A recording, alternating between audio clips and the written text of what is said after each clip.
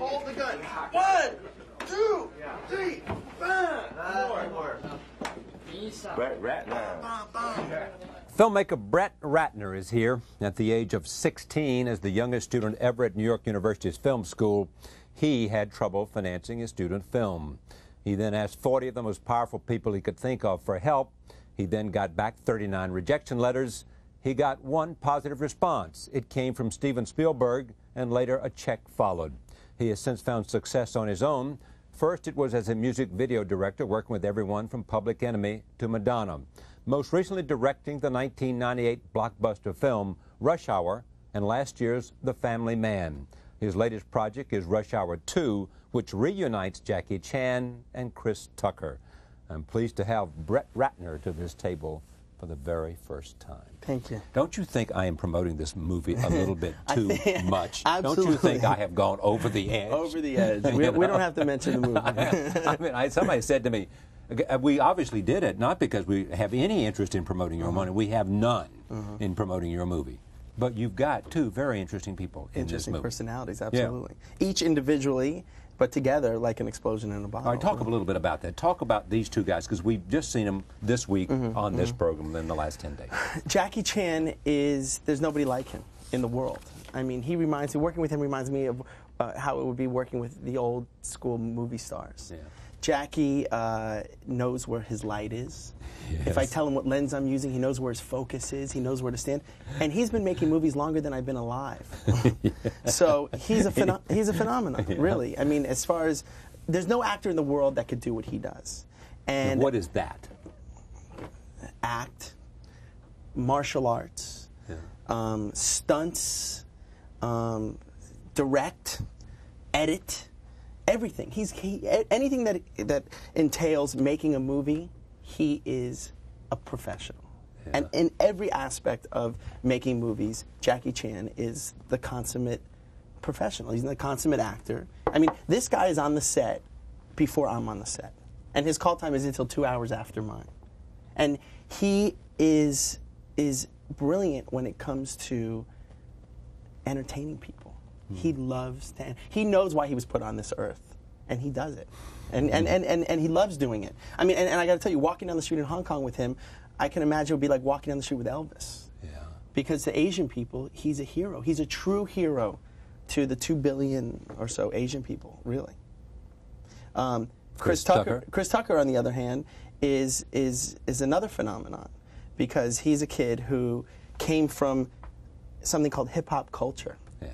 And hip-hop culture is not just music; it's kind of a lifestyle. It entails clothing, music, black culture basically. Right. And he grew up loving martial arts movies. He grew up loving movies like 48 Hours, movies like Beverly Hills Cop. That wasn't a martial arts movie. No, absolutely, but he loved martial arts movies as well. Yeah, right. And after I did Money Talks with him, I called him up and I said, Chris, I want to do a movie with Jackie Chan. I have an idea to put you and him together. He goes, I love Jackie Chan. I'll do the movie, no problem. I'll do it. So I fly to South Africa to meet Jackie for one day, for lunch, to convince him that he's got to do the movie. He didn't know who Chris Tucker was. Did he know who you were? He didn't know who I was. But the producer said, meet this kid. He wants to do it. And he hadn't done a movie in the United States in over 20 years. His last movie, Rumble in the Bronx, was a Chinese movie that was dubbed in English. And so I shows a serious oversight by Hollywood. Absolutely. But they're not as smart out there as I thought they were. But what happened was when black culture started becoming pop culture, what people don't recognize is that Kung Fu is a big part of black culture. Yeah. And Kung Fu, I didn't realize that. Yeah. Black youth love martial arts. Yeah. They love Jackie Chan. They love Bruce Lee. Is it the athleticism of it all, or just the movement of it all? Because it has a kind of... Yeah, it's a combination of It's almost a dance. The action. It's just it's pure entertainment, fighting and action, and martial. And so I convinced Jack. I said, Jackie, this script here that I have in my hand, Rush Hour, sucks. It's not good, but I know exactly what to do with it. And if you do this movie, your physical comedy with Chris Tucker's verbal comedy is going to make a great movie. And he didn't know who Chris Tucker was. But what I told him is, I said, the script isn't good, but I know what to do with it. I know if I put you two guys in a typical American buddy picture, it's going to work. And I left there, and I went back on the plane, 18-hour flight, and I didn't know what to expect. And a week later, they called me up and said, Jackie's going to do the movie with you. And I asked him a few months later, I said, Jackie, why did you do the movie? He said, I did the movie because every producer in Hollywood, every big director in Hollywood I met says, Jackie, the script is brilliant. You're going to be a huge star. It's going to be incredible. It's going to be great. And I said, Jackie, this script is horrible, but I know what to do with it. And I was honest, and it was a big success. Because he clearly doesn't need the money. He clearly doesn't need a bigger audience. He's got everything he needs. He is really the biggest star in the world because every single country he goes to, not only people recognize him, people love his movies. Yeah. And he has a huge career in Asia. And there's Jackie Chan sneakers, there's Jackie Chan cars, there's Jackie Chan restaurants, there's Jackie, he's Michael Jordan, Tiger Woods, Madonna in one. Right. Yeah. Okay, so you get these two together for Rush Hour 1, Rush Hour 1. Chemistry works immediately? Why? I knew the chemistry was going to work when I first introduced them because I introduced them, we're sitting at a table together, the three of us. Yeah. And Chris Tucker leans over to me and goes, I like Jackie Chan, but I don't understand a word he's saying. And then Jackie Chan leans over to me after Chris leaves and says, I like Chris Tucker. Very funny, but what's he talk about? I don't understand the way he speaks. And I knew that at that moment, and we use that in the movie. Whenever Jackie speaks and Chris don't understand, I go, say it, Chris, say it. And he's like, you don't speak English, do you? And it works. And really what I recognize is why Rush Hour works so well. And the reason why I think it works so well is because of the fact that Chris Tucker is to 10-year-old kids today what Eddie Murphy was to me when I was 10 years old. Which was? What was he to you when you were 10? He was cool. Yeah, exactly. He was cool. And, he was the coolest. And for another generation early, it was Richard Pryor. Absolutely. For the 70s, it was Richard Pryor. Right. For the 80s, it was Eddie Murphy, and now it's Chris Tucker. Right. And what people don't realize is that people say, oh, black culture has become pop culture. It's really what happens is, has America, it hasn't been black crossing over to white. It's America has crossed over to black culture. Now there's kids, teenagers all across America who are dressing like Eminem and Snoop Dogg. White teenagers across America. And it's in every aspect of entertainment. It's in music, it's in movies, it's in television. Chris Rock has a great line, which he says, isn't America a wonderful country where the number one golfer is a black man and the number one rap star is a white man? Absolutely. Absolutely. And there's no color lines anymore, for real. And what I think Rush Hour has done is opened the doors to young minorities, Asian and black, and even Hispanic. If you notice, in Rush Hour 2 and in Rush Hour 1, the three stars of the movie are all Asian, black, or Hispanic. Mm-hmm. The bad guy's the white guy. There's nobody white who is a lead in this movie, okay? And it's fun. It's fun. Yeah. So what does that say about the future of movies? You know, what it says is that any... There's a new audience out there, and you better hip to it. Well, that's the thing. I think Hollywood has always been a little late, you know, when it comes to... It's why... Music gets there first. Yeah, and absolutely. And Hollywood has been a little late, and right now they recognize it, and they recognize that you don't have to be Tom Cruise. You don't have to be Tom Hanks to have a movie that performs with hundreds of millions of dollars of business. You don't need it anymore. You don't need to have a white Anglo-Saxon all-American star to have a hit movie. You just have to have a great idea and a well-told story. Okay, but what's the great idea of Rush Hour? Is simply putting these two guys together, or what? What's the great idea in Rush Hour 1 or 2? I think it's a formula that existed. It's a buddy movie and combines a black guy and an Asian guy. Exactly. It's a new take on the buddy genre. Okay, all right. And but the truth is that who bring their own audiences, because one, they are already established with the hip young audience, the hip hop group, regardless of race, and Jackie Chan with Asians plus, regardless of race. Jackie Chan on his own is an incredible personality and movie star. Chris Tucker's an incredible personality. The two of them together, it's like an explosion in a bottle, and it works. And what is chemistry? How do you describe it? You really can't. It either exists or it doesn't. If these guys didn't have the chemistry, the movie wouldn't work. Why did you want to make this movie? I'm a product of hip-hop culture. Yeah. I am. I grew up around, one of my mentors is a guy named Russell Simmons. I grew up sure. around him. I saw him create the Def Comedy Jam. I saw Chris Tucker do stand-up on the Def Comedy Jam and said, this guy is talented. Yeah. And I paid him $500 to be in a music video for Heavy D. This is in 1994. Yeah. And that was his first job. But was Chris ever great at stand-up? Yes. He was. I think he was. I think he was brilliant at stand-up. Absolutely. Brilliant like Pryor, brilliant like Murphy was in his younger age. I think what happened is he climbed the ladder so fast that he didn't get to really... exactly. He didn't get to be that good. Or not as good as Seinfeld was. He didn't get to work it. Eddie Murphy, when he did these concert movies that he did, was on tour almost every day of the year. So was Seinfeld. Developing his craft, developing his talents. And Chris Tucker rose very fast to the occasion. And he was in the movies before he could wake up. Absolutely. And look where he went. Or television first. He got $2 million for Rush Hour 1 and $20 million for Rush Hour 2. Look at that. I mean, you know how much he's going to come at you guys for next time? I don't know how it can happen, but hopefully we can work it out. Will there be? Do you think there ought to be? I mean, is this a franchise now that you have created a monster? Yeah. In the sense that this, there's nobody out there. What studio is this for? New Line. I rest my case. I mean, Michael is going to. Come on. The thing about it is that you have to realize that we're on 4,500 screens in the United States, over 3,000 theaters.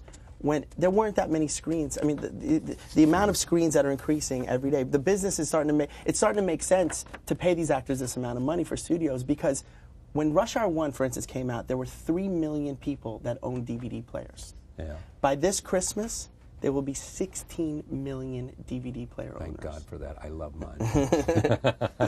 Because the more DVD players there are out there, the more things they'll put on DVD. Absolutely. Absolutely. Will there be a Rush Hour 3 in your judgment? If the DVD player owners increase, if the amount of theaters increase, if financially it makes sense for the studio, that's really what it comes down to. If they can make the deals with the talent, and you know what, if it doesn't exist with Chris Tucker, Jackie Chan, and myself, it might be another director with Chris Rock and Jet Li. Who knows? Maybe there'll be another version of Rush Hour 3 because the studio will take advantage of it. Tell me the best movie you, as a human being, saw in the last year. It doesn't have to be. It could be 18 months or it could be 9 months. God. Give me a movie that you walked out of and said, "Man, there's a great movie. I wish I'd done, produced, directed, made. I mean, I want to know where your taste is. I want to know where your head is. Where my taste is. God, you know what? I swear, I watch a different movie every day. Oh, do you really? I'm the biggest fan of movies. You and Scorsese. Well, not quite, but I mean, he has a better memory than I do, and he's seen a lot more movies than I do. But the truth is, but he does watch a movie every night almost. I do. If I can't watch a whole movie every night, I'll watch a scene of a movie. Do you really? I'll watch a scene. Now, why is this? I'm obsessed with movies. Movies are kind of my education. I'm making movies, and I want to make the best movies I can make. And the thing is, I got to meet an opportunity to meet Spielberg once, and I said, in Schindler's List, there was a shot, and you took this shot, and you did this, and where did you come up with that idea? How did you do that shot? I don't remember what shot it was, but I asked him. He says, "Oh, do you remember Peeping Tom, the Michael Powell film? I took that right out. Remember the scene in Peeping Tom where I said, oh, and I realized, and then I didn't feel so bad about studying movies and getting ideas from it, because there's, and if you look at movies like Rush Hour, there's not one scene in that movie that you haven't seen in another movie. We all take from other movies. That's my, movies are my inspiration. It'll never be the same. It's different actors, it's a different location, it's different moments, it's a different, experience. I know. One of my favorite movies, though, is Being There, directed by Hal Ashby. Yeah, I know the movie. That's one of my favorite movies. Because? It's a movie that was a comedy, really, that was shot like a dramatic film. What's your favorite Spielberg movie? God. For me... Let's separate Schindler's, because that was such a powerful, personal journey for him. My favorite Spielberg movie, I must say, was E.T., because of the age I was when I saw it. And because it's his wonderment. E.T. is about, I think, who he is. Yeah. Well, more than that, even, I appreciate that it is. I mean, the best directors have a style, and you could see them in their movies, like Scorsese, like Spielberg, even AI. Every movie that Spielberg's done. Do you see Spielberg in AI, or do you see Stanley Kubrick? I see a little bit of both. I see kind of it's kind of a it's kind of a combination of both. Probably because Steven Spielberg thought he owed something to. It was his Stanley. Homage. That's right. It was to an homage him. Yeah, and you know, I see in Spielberg's movies, I see him, and that's what. And I love any director where you could see their work, their personality in their work. Even Hal Ashby in his movies, you see him in it. And I never met him. But of course, the most obvious is Scorsese. When you see a Scorsese, when you see a Coen Brothers movie, those guys, their work is very stylized, and it inspires me because if someone can take their personality and project it through actors, through sets, through lighting, themselves, then they're a great filmmaker. So go back for me for a minute to NYU. Yeah, you were how old when you went to NYU? The benefit that I had as a child growing up was that I always knew I wanted to be a director. Since when? Since I was 8 years old. I would tell people, I'm going to be a movie director, I'm going to be a movie director. So my favorite director at the time was, of course, Martin Scorsese. So how did Martin Scorsese become a director? They said, well, he went to NYU Film School. I said, well, that's where I'm going. I'm going to go to NYU Film School. And what I did was, I didn't apply to any other school. Yes. And I had horrible grades because I had the kind of mother who would say to me, travel around Europe. You're going to learn more traveling around Europe than you are going to school.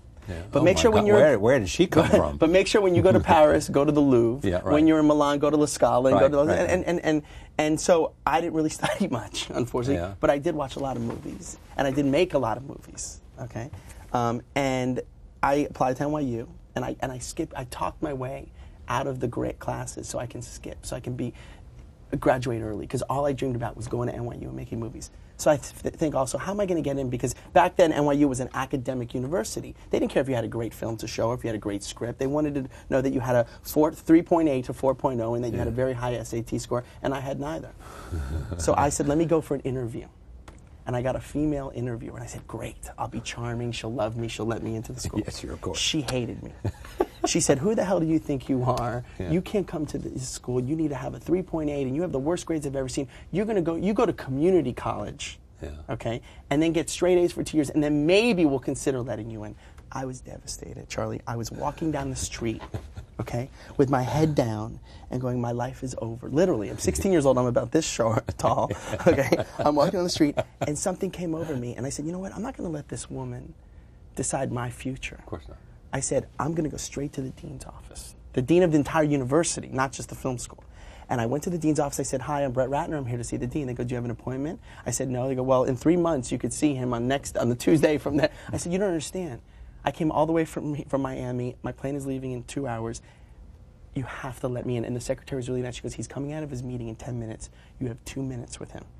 And I walked into his office, and I said, Dean, I said, my whole life, I've dreamed of being a movie director. This is the only school I applied to. If you don't let me in, I'm going to be living on my mom's couch for the rest of my life. He said, get this young man's docket on my desk by tomorrow morning.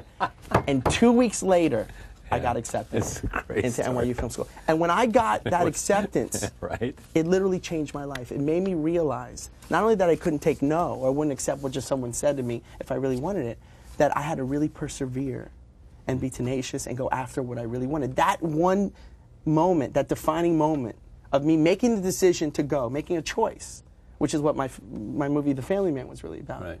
A man making choices in his life. And what happened was I went ahead and I took that experience and used it to succeed and to make movies. And when I wanted to do The Family Man and they didn't want to hire me because they said, you're too young, you don't have a family of your own, I said, I'm part of a family. I could make a movie like this, a serious movie, you know, a movie with big stars in it. I could do it. And they kept saying no and no and no, and I'd accept it. And I fought, and it took me a year, and I finally got the job. And then once I got the job, and I said, I want Nicolas Cage to be in this movie, and he said no 10 times. His agent said no. His manager said no. I kept after him until he finally said yes. And I can go back and look at why I was successful. And I think if I go back even further, I realized it was because my mother always gave me, and not only did she give me so much love, but she made me realize that I shouldn't be afraid to fail. Because if I couldn't become a movie director, my mom was still going to love me. My friends were still going to be my friends. That were my true friends. And I went into life not being afraid to fail. Because if you're afraid to fail, and if you quit and you give up, you'll never know if you would have done it. NYU teaches you how to make films. They don't teach you how to get a job. Yeah. And Hollywood wasn't keen on film schools. They weren't the directors who had made it, like the Coen brothers or Spike Lee, had made movies with their credit cards. Yeah. And I know Spike came from NYU, didn't he? He did, but the way he became a director is he made a feature film. Right. It got recognition. Then people said, "Oh, he could do it." Now, there's so many different ways to become a director through film school, through music videos, through taking a home movie camera like they did with Blair Witch and having a great idea, because it's not about anymore the technical. It's, I know that people back when I was in film school would look for the technical aspects of the movie. How is the lighting? How is the composition? It's all about storytelling now. Yeah. If someone has something important to say, and they can do it with a video camera, anybody, a girl in the middle of nowhere living in the mountains in Kentucky can make a movie and make it compelling, and it doesn't have to be beautifully lit. It doesn't have to have composition. And film school was the greatest experience in my life, because I learned because everything technical about filmmaking you can learn in a book. But I had this one professor at NYU. Or B, you can find somebody to do it for you. Exactly. And what I did was, instead of me learning my craft, I just said, look, because you're supposed to direct one film, then you're supposed to be the cinematographer on another, then you're supposed to edit another. I said, I just want to be a director. That's my focus. I don't want to do anything else. Who's the best cinematography student? Right. Who's and that's what I did. And and what happened was, I learned how to make film, but I didn't know anybody in Hollywood. I'm from Miami Beach. I didn't know anybody in the entertainment business. And what I did was, like you mentioned in the beginning of the show, I sent my scene from the movie. I didn't need the money. I just wanted the relationship. And I sent a scene from the movie to 40 of the biggest people in the industry. I think Forbes published, the 40 biggest people in entertainment. Right. And I sent a letter to Spielberg, to George Lucas, to Steve Ross, at the time the chairman of Warner Brothers. Right. And I got 39 of the nicest rejection letters. Then saying, don't give up, keep going. Well, because people, on the top have secretaries and they respond. But I felt like I had a connection with these people. John Peters, Peter Guber.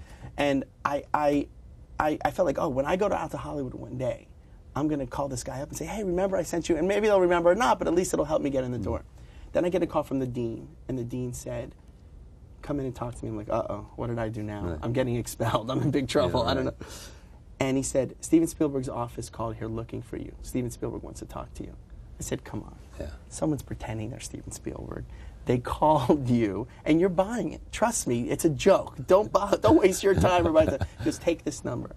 I go back to my dorm room, and I call up. And I say, I dial the number, and they answer the phone, Steven Spielberg's office. And I go, is Mr. Spielberg in? Yeah. I'm like an 18-year-old film student. They said, who's calling? Who's calling? They said, Brett Ratner. They go, oh, Brett Ratner, hold on, he's expecting your call. I was shaking on the phone. Make a long story short, he doesn't come to the phone. Yeah. They said, he'll call you back. I was up all night thinking that he's going to call me like in the middle of the night. Be ready. I couldn't sleep. I woke up in the morning. I get a call from this woman by the name of Kathleen Kennedy, Right. who I didn't know who she was at the time. She's a producer now. She's the producer. And she says, I'm calling on behalf of Steven. He's really busy. Can't call you back, but he wanted to tell you that he was really impressed with your short. I only sent him one scene from the movie.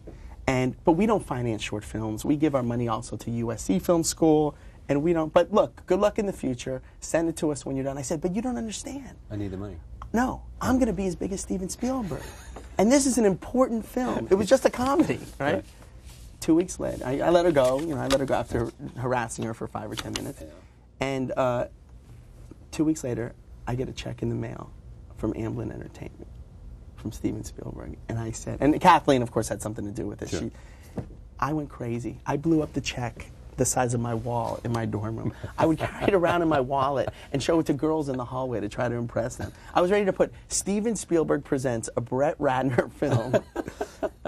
and what I did was, and I went crazy basically. I was a film student. But what I did was, I never sent him the whole film because I never thought it was good enough. And I said, one day, I'm going to meet him, and I'm going to tell him the story, and he's going to remember me, and I'm going to get an opportunity to direct a movie when I have something better to show. And so I start directing music videos after film school, and I become friendly with Quincy Jones. And Quincy invites me to a party at Steve Ross's his widow's house, Courtney Ross. Right. And I think there's going to be 200 people there. And I walk in, And he's saying, oh, everybody, this is Brett Ratner, talented young director. Brett, this is Penny Marshall, Robert De Niro, and Steven Spielberg. And I said, excuse me, I'll be right back. I was so nervous. And I get my food, and I sit down. There was only 4 of us there. And I sit down, and Steven Spielberg sits right next to me. He says, so did you go to film school? I said, you know, it's funny you should ask, because I sent you my student film. And he said, oh, yeah, I remember. I said, actually, I never sent you the whole movie. He goes, why didn't you? And he goes, oh, yeah. Cut to a few years later, I direct my first movie. I'm in a restaurant. Steven Spielberg's there. Comes over to my table and says, Brett, I want to congratulate you. You did it. You made a movie. Congratulations. And without his help, even. Yeah. But it's just a great, I feel, even though he didn't directly, it inspired me. You know, him being kind to me, him sending me that money, sending me that check, because I could have accepted no. Kathleen Kennedy said, look, we don't do it. But I said, but you don't understand. And really what the lesson is for other filmmakers or other people that want to accomplish something in life, in anything, I think, not only in entertainment, but in any career path that you choose, is don't give up. Are you prepared to do the same thing for a young film student at USC or NYU? I do it all the time. I do it all the time. Oh, yeah. I'm a big fan of mentoring and all that. Oh, yeah, because I love filmmakers. I love them. Like, if, you know, Marlon Brando was in the room, I would be impressed. But if Martin Scorsese was in the room, or if Steven Spielberg was in the room, or anybody, a filmmaker to me is like, I get so excited. Even directors who don't have success. I love directors, even directors. Now, do you have some great film you want to make? I mean, or are you in the process simply of being a filmmaker, of making films? You know, do you live obsessed by there is a film? In the same way, say, that Warren Beatty, for a long time, was obsessed to make Reds. Yeah. You know, it was a project carried around his head for 10 years. You know, and then at the same time was obsessed with making Howard Hughes, which will never happen. Absolutely. Right. I get obsessive about the movie that I'm working on. Yeah. So I'm very young, so I hope that, you know, I have time to find a project that I'm saying, I have to make this movie. But I was obsessed with Family Man. I read this. I didn't want to read it. I got the script. Why would I want to read a script called The Family Man? I don't want to do a family film. And my agent called me and says, you got to read the script. And I read it, and it made me cry. And I said, wait a second, maybe I'm having a bad day. Let me read this again. Maybe something. And I read it again, and it made me cry again. Yeah. And I said I called up my agent, and I said, I have to direct this movie. I have to. This is the best script I ever read in my life. And I called back, she goes, it's too late. Curtis Hanson is directing it. Right. And I was getting ready to do a movie that Warren Beatty was going to star in, actually, called The Killing of a Chinese Bookie, which is a remake of a Cassavetes movie. Right. And something came over me. I called the head of the studio, even though there was another A-list director on the movie. And I said, same way that I went to see the dean, and I said, look, if something happens, I don't want to jinx it, but you know, directors fall out of movies all the time. If something happens, please call me. I know I don't have a family of my own. I know I might be too young in your mind. I know I do this action comedy genre, but this is a movie that I know I can make well. And it's not because I've studied It's a Wonderful Life or the other, you know, romantic fantasies, and it's because I responded to this material. I felt like I could make my own version of that movie, of this type of movie. Roll tape. Here it is, The Family Man. Say it to me, John. What? You know what I like to hear. Yeah, baby, I know what you like to hear. And tell me. You're a bad girl, baby. You make me so hot. What? Now, when did you do Money Talks? That was my first film. That was the number one. And you were how old then? 26. And when you did Family Man, you were how old? 30. And today you are? 31. 31. And do you know what you're going to do next? I'm doing Red Dragon, which is the prequel to Silence of the Lambs. Oh, sure it is. The book Red Dragon by Thomas Harris. And the writer, it was written by Ted Talley, who got the Academy Award for writing Silence of the Lambs. And Anthony Hopkins is going to play Hannibal Lecter, of course. And I'm casting it right now, and I'm getting ready to do it. Brett Ratner, director, Rush Hour 2, starring Chris Tucker and Jackie Chan, who've been here. Thank you. Thank you. It's been great to have you. Great, thank you so much. Much success. All right. We'll be right back. Stay with us. He is a professional. Yeah. And in every aspect of making movies, Jackie Chan is the consummate professional. He's the consummate actor. I mean, this guy is on the set before I'm on the set. And his call time is until 2 hours after mine. And he is brilliant when it comes to entertaining people. He loves to, he knows why he was put on this earth. and he does it. And he loves doing it. I mean, and I got to tell you, walking down the street in Hong Kong with him, I can imagine it would be like walking down the street with Elvis. Yeah. Because to Asian people, he's a hero. He's a true hero to the 2 billion or so Asian people, really. Last year's The Family Man. His latest project is Rush Hour 2, which reunites Jackie Chan and Chris Tucker. I'm pleased to have Brett Ratner to this table for the very first time. Thank you. Don't you think I am promoting this movie a little bit too much? Absolutely. Don't you think I have gone over the edge? Over the edge. We don't have to mention the movie. I mean, somebody said to me, we obviously did it not because we have any interest in promoting your money. We have none in promoting your movie. But you've got 2 very interesting people in this movie. Interesting personalities, absolutely. Yeah. Each individually, but together like an explosion in a bottle. All right, talk a little bit about that. Talk about these 2 guys, because we've just seen them this week on this program in the last 10 days. Hold the gun. 1, 2, 3, bang! More. Brett Ratner. Filmmaker Brett Ratner is here. At the age of 16, as the youngest student ever at New York University's film school, he had trouble financing his student film. He then asked 40 of the most powerful people he could think of for help. He then got back 39 rejection letters. He got 1 positive response. It came from Steven Spielberg, and later a check followed. He has since found success on his own. First, it was as a music video director, working with everyone from Public Enemy to Madonna. Most recently directing the 1998 blockbuster film Rush Hour. And Chris Tucker, on the other hand, is another phenomenon, because he's a kid who came from something called hip-hop culture. Yeah. And hip-hop culture is not just music. It's kind of a lifestyle. It entails clothing, music, you know, black culture basically. Right, and right. he grew up loving martial arts movies. He grew up loving movies like 48 Hours, movies like Beverly Hills Cop. That wasn't a martial arts movie. No, absolutely, but he loved martial arts movies as well. Yeah, right. And after I did Money Talks with him, I called him up and I said, Chris, I want to do a movie with Jackie Chan. There's nobody like him in the world. I mean, working with him reminds me of how it would be working with the old school movie stars. Yeah. Jackie knows where his light is. Yes. If I tell him what lens I'm using, he knows where his focus is. He knows where to stand. And he's been making movies longer than I've been alive. So he's a phenomenon, really. I mean, as far as, there's no actor in the world that could do what he does. And what is that? Act, martial arts, stunts, direct, edit, everything.